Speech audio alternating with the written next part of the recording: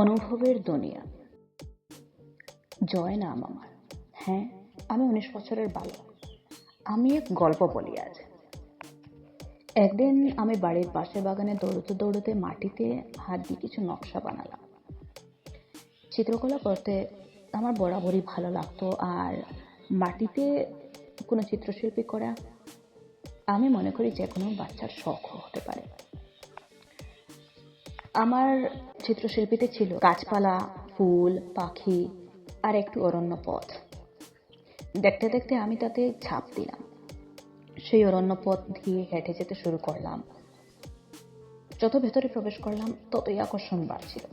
এত সুন্দর দৃশ্য আর এত সুগন্ধি ফুল, ফুলের পাপড়িতে আবিষ্ট এক লম্বা পথ পেরিয়ে একটা গুহা পেলাম।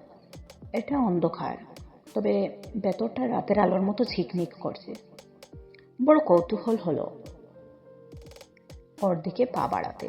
প্রবেশ করতেই চকচক করা একটা গাছের পাতা আমার সানন্দে অভিবাদন করল। গুহার চারিদিকে দেয়াল যেন কোনো কৌতূহলী দর্শকের আগমনে মৃদু হাসির মঞ্চ রাঙাল। আমার কাছে জানি না কতটা সময় ছিল, তবে হ্যাঁ, সেটা খুবই কম নিশ্চয় ছিল। আমি এক স্বীকৃতি এগোতে থাকলাম। এই সুন্দর দৃশ্যপট ধরে রাখতে চাই। কিছু ফুল, পাখি, পাখালি আমার সাথে গল্প করতে লাগলো। তারা বলছিল, জানো, এই গুহার পরে এক বিশাল দরজা আছে, যার ওপারে কৌতুকপুর নামের এক শহর ছিল। বিরাট শহর। কৌতুকে অনেকে সেখানে থাকতো। এমনকি এখানকার শহর প্রধানের নামও কৌতুক ছিল। নামের সাথে শহরটার বিশেষ মিল ছিল। ওখানকার সবাই অল টাইম ফুর্তি পছন্দ। তাদের মাঝে হিংসা বিদ্বেষের লেশমাত্র নেই বলে শোনা গেছে। ও শহরের এক বৈশিষ্ট্য আমাদের প্রজাতিকে ভীষণভাবে আকর্ষিত করত। সেটা হচ্ছে, জানি না কোন বরে নাকি ওরা বরে কোনো দৃশ্যের সাথে মন খুলে চুপচাপ আর মুখে ভাব প্রকাশ করে সেটা সোজা আমাদের কানে। আমরা না চাইলেও মস্ত দ্বারটা আমাদের চুম্বকের মতো টেনে নিয়ে যেত। আমরা এখানে চলতাম।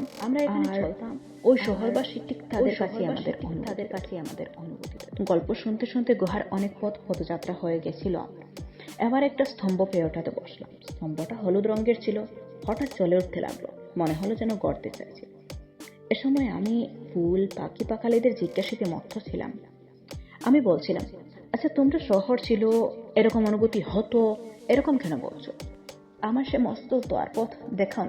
আমি প্রাকৃতিক সম্পদের সাথে করে মানুষের জয়ীতে খুশি মন এখান থেকে দেখতে চাই। আরে বাবা, এই স্তম্ভটা এরকম কেন করছে? কিছু তো বলো তোমরা। ওরা তখন বলল, জয়, এটা হলো ওই দরজাটার প্রবেশ পথ। কিন্তু এ দরজা করা আজ 2-3 বছর হলো দরজা চিরতরে বন্ধ করা হয়। এই স্তম্ভটা আর সেই কাজে লাগাতে পারে না।